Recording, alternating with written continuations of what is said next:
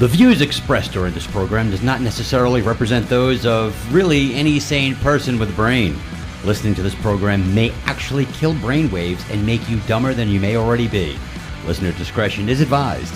Really, because this show sucks to begin with. Good evening, handsome. Nice to see you, handsome. How are you? I am doing well. It is the Fantasy Fat Guys. Another week ready to roll, and it's not going to be a good week. Already very, very depressed. I am Bill Powers. I am Porterhouse. It's very nice to talk to all of you again. Yes. And you can't see the visual I'm seeing. I get to see Powers in the specs, which is always nice. Yeah. Not that he didn't look old enough, but now forget about it. The fatigue and the specs, he looks like he's 80. But anyway, we move on. Well, you know what? I'm getting one of the, what is it? What was it that Ben Franklin used to wear? Not bifocals. What the hell were they? What, a monocle? I don't Monocles. Yeah, I need a monocle. That'll look sharp. You look as handsome as ever. Anyway, but as you started off with, you're right. Very sad day in sports today. Yeah. So I guess we'll just kind of wrap it all up. Wind it down. On December 1st, the owners decided to lock out the players. Let's remember, the owners locked out the players. Exactly. They didn't agree to go along with the collective bargaining agreement or play without one. And try to keep it work in good faith. The owners decided that we're locking it out. Right. So let's remember, at any time, the owners can end this. Absolutely. They can unlock it today. They can unlock the doors and say, let's keep on working to try to get those things done. But that did not happen. That did not today. Happen. Then they waited until, 60-something days into it before they first came to the table with a proposal. Exactly. Then they met once a week or twice a week for a couple of weeks. With no movement. Until it got down to the last week. Then they met every day. They met every day for the last 9, I believe, right? They met every day. They met for 16 hours last night.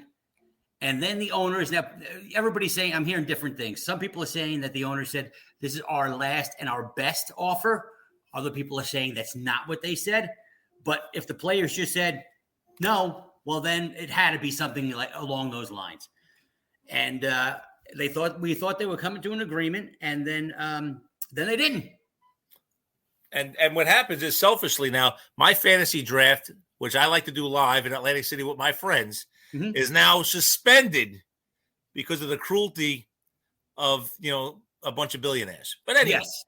And you know what? I loved it. Just before we came on, I was watching the news, and Rob Manfred said, yeah, we came here and, we thought we can get a deal done. And unfortunately we didn't.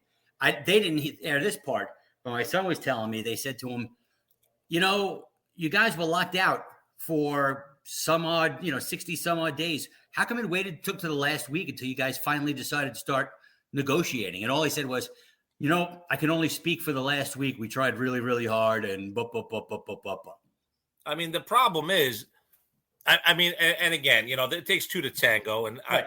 I know that, I generally fall on the side of the owners. You generally fall on the side of the players.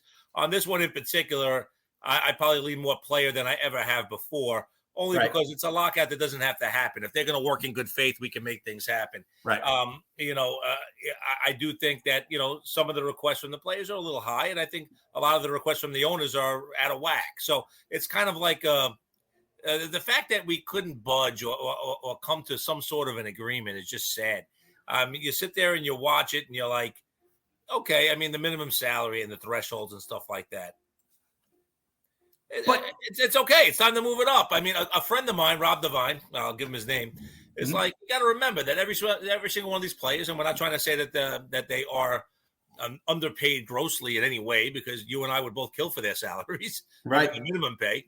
But, they're probably losing somewhere in the neighborhood of 40% of their income after you do taxes and after you do, paying your agent and all the other fun stuff. Right. And it's a job.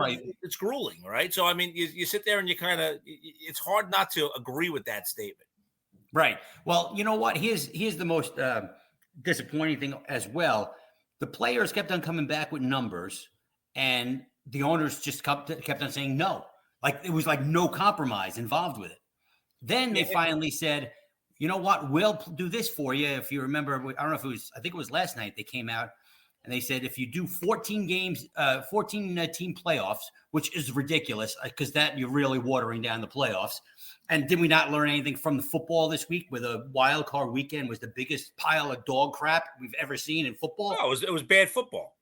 So you want to do the same thing here. But if they did that, they would raise the arbitration, non-arbitration eligible, easy for me to say, raise that money up to like $40 million. Now the players started asking for 100, then they went to 115, then they came down to $85 million. The owners started at 10, and then they finally went up to 15, then went up to 20. I mean, right. You can't tell me that we can't find a way to get to 70, 75 and call it a day on this. This doesn't seem that complicated to me. If they said 50 million, right in the middle, do everything right in the middle, but not so much that. That's not the issue. It really appears to be the penalties for for going over salary. The luxury tax. The luxury tax. In 2022, Major League Baseball was asking for $220 million. The players were asking for $238. That's kind of a big jump. Okay, so maybe you give it to the owners on that. But the following year, they keep it at $220. Then the following year, they keep it at $220. And then they finally jump to $224 and $230. Now, they finally given like a little bit something at the end. It's almost like, a contract for like the policemen and stuff like that, where they don't get the next first 2 years of the contract that they were working under the old one. And, but they'll get money. They'll get 2% the last year. That's kind of the way it came out to me, how it comes out. Now, also to be fair, the owners came up and they were offering a starting salary of $700,000. Again, that's not, that's a lot of money, but Major League Baseball is one of maybe the NFL makes more money than them, probably does, but not guaranteed salaries, not guaranteed like baseball. Right. And to be fair, to be fair. And they end up, I lost my train of thought now. Oh, they were the lowest paid players with their first pro salaries, minimum salaries. They were the lowest in sports, even hockey, and nobody plays hockey. Nobody watches hockey. And we try a little bit, but we try. I agree with you wholeheartedly on that. It just seems like, I mean, when you break it down, you would have liked to seen them actually try to work in good faith, and it just felt like the owners weren't necessarily in good faith. I don't know if the players were either, but the owners were clearly not, because it seems like they really just wanted this lockout. I mean, that's where it really comes out. They really wanted to slow down the season. And I guess with a 14-team playoff, maybe you don't need as many games. Maybe they don't love the pageantry of 162 games. Maybe they don't love the beauty of the sport going that way. I mean, I do. I enjoy the dog days of summer, and I enjoy, April baseball in Colorado where it snows out. And I enjoy every single thing about it. I enjoy being at Yankee Stadium in October in the playoffs, not for a while, but when it's 37 degrees and you're freezing your butt off out there. Those are the things I love about baseball. I love trying to pick a hit and run in the middle of June. And in a game between the Brewers and the Pirates, where nobody cares. I mean, that's what makes the game beautiful. If you love it, you love all the intricacies. But you know what? The owners really have nothing to lose. After opening day, Pirate Stadium, the stadium's going to be empty. You're going to have 5,000 people in there the next day, and for the rest of the month, and until a good team comes in. Royals are going to be tough to sell. The Tigers, the stadium's going to be empty. Arizona, the stadium's going to be empty. All the teams that the Marlins are going to be empty. Tampa's going to be empty, and they're a good team. And they're good, but then nobody goes. So they ain't making any money on those games. So they're okay with losing those games, because then once they start playing again, people are going to want to watch. I mean, I know it's going to piss off some people. They're not going to go, but the diehards like you and me, I know I'm going to go to the game because that's what I like doing. And I'm going to go. I don't go to as many as you, but you have sons. I don't, so I have nobody begging me to go either. But at the same time, I mean, I love watching it, and your cable bill that you pay an extra money for a Yes Network here in our area, or SNY or whatever it may be, or wherever you might live. I mean, you're paying for it because you want to watch your baseball team. You are, and you're not going to be able to. And baseball is that one sport of pageantry that you can enjoy on the radio. You have a story. There's time in between pitches. There's something that's really cool about it. And it's great to listen. It's great to listen, except if you're listening to a Yankee game on the radio. Well, you know what? I happen to enjoy listening to Sterling. You like him? Well, he's horrible, but horrible in a funny way. He's entertainingly horrible. I don't even know how to say it. The whole idea is you're supposed to be painting a picture. He's awful at it. He's awful at it. And you hear, it is high, it is far, it is gone. A bullet into a field corner. Or how many times do you hear it's caught? Oh, I thought it was gone. I mean, he messes up a lot, does Mr. Sterling. But you know what? As a Yankee fan, he's your idiot. So you kind of enjoy him to an extent. No, I don't. Waldman's a little bit like, I don't know. I think that she plays up a little bit to it. And, in New York, we have like the great Met announcers. The Met announcers, particularly the television crew, right, are outstanding. Even though I'm not a Gary Cohen guy, I think Gary Cohen's a little dramatic for me. Right. But you have Hernandez and Darling, and they're fantastic. Yeah. Even their radio, is far superior to the Yankee broadcast. It's just that, it's the Mets. After they take the lead in May, you kind of start to fizzle out a little bit. You know what it said? Because I think you'll agree.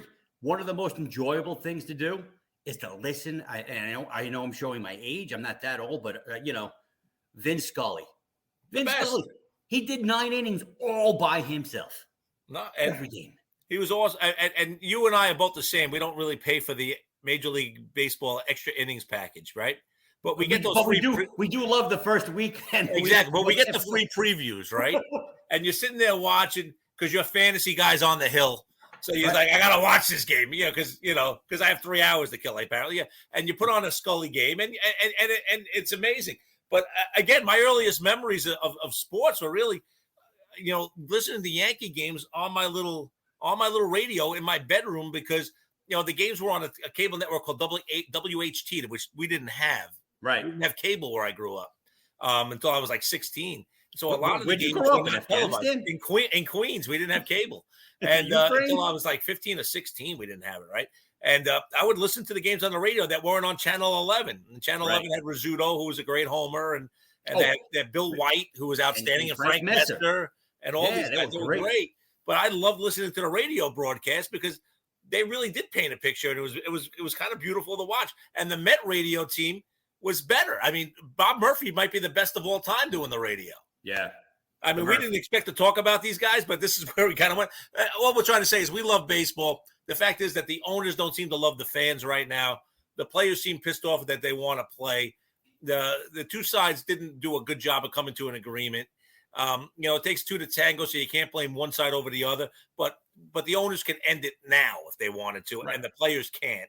So it's a lockout. And the owners are going to save money or whatever it is and not pay salaries and all that. And after this 2-year pandemic crap that we've dealt with, you would think that they would want to welcome people back out and let people come out into the stadium and enjoy the sport. And they've already announced they're not going to meet until March 8th. So we have another week. You got to love the fact that they're waiting a whole week to meet. They all left Florida today. Right. They ended the meeting at 5 and they left. I mean, it's like, come on. It's just so you guys know, it's an hour and 50 minutes ago. And apparently they've all already left. I mean, that's just sad. You know what? More than anything, you feel bad for us, the fans, obviously. Yeah. But what about the guy who's selling hot dogs? What about the beer man? Beer here. Who wants a beer? Making his commission on that. Making his money. Beer in the universe. Those guys are out of work. The ticket takers, the parking attendants, everybody. The ushers, just the regular ushers that are walking you back and forth to your seat that maybe they get $1 from one out of every 10 people that they walk to their seat. Right. Sorry, Mr. Usher. I like getting my asshole dirty. You don't need to wipe it. I don't wipe my own ass. They still don't give you a tip. I mean, no, it is sad for all these guys. And listen, I mean, with the world the way it is now, the expenses on everything, the inflation that's out of control, the gas prices that are going through the roof and are only going to get worse with the war over in Ukraine, everything else that's going on. You look for the little distractions when you can get it. And baseball said, you know what? F you to the American public. We don't want to come to an agreement. We feel like the players get too much already. And, maybe they're right on some parts of it and maybe they're wrong on others. I just don't understand why they would allow it to get to this point. Speaking of FU, Jeter went to the Marlins and said, FU, I am out of here. Your thoughts, my friend?